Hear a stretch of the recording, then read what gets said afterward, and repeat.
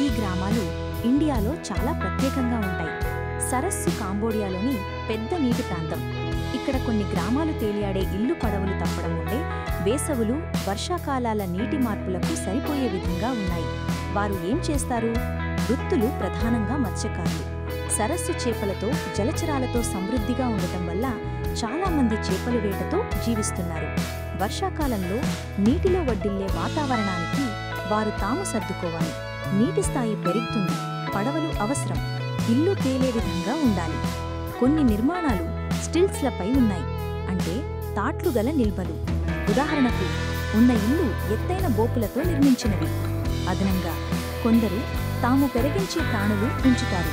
తేలియాడే తోటలు కనిపిస్తున్నాయి. కానీ ఇప్పుడు చాలామందికి చేపలు లభించకపోవడం వంటి సమస్యలు వచ్చాయి. అందువల్ల వారు కొత్త మార్గాలు చూచివస్తున్నారు. చేపలు వారి ఆహారంలో పెద్ద భాగం. సరస్సు చుట్టూ జీవిస్తే అధిక భాగం ప్రోటీన్ చేపలలోనే నుండే ఉంటుంది.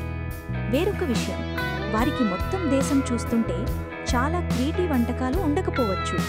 ఫలాలు, కూరగాయలు, భోజన విభాగాలు పరిమితంగా ఉండవచ్చు.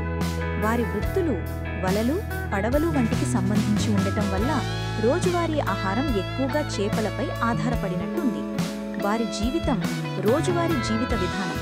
ఉదయం పడవతో బయలుదేరి వలలు వేస్తూ అడుగుల స్థలాలికినవి మారుతూ ఉంటాయి.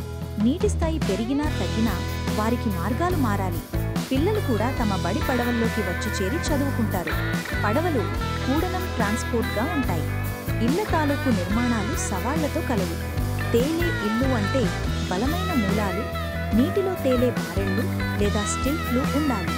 ఇప్పటికే ప్రదర్శనలు చెబుతున్నట్లు నీటి కాలుష్యం, చేపల లాభం తగ్గిపోవడం వంటి సమస్యలు జీవితం కష్టతరం చేస్తున్నాయి.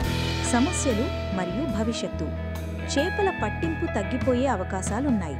నీటి మార్పులు, నీటి కాలుష్యం, ఆడపడుచులు ఇవన్నీ ప్రభావం చూపుతున్నాయి.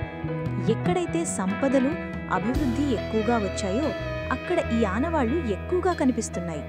భవిష్యత్తులో ఈ జీవన విధానం అలాగే ఉండునో లేదో అనేది ప్రశ్నగా ఉంది.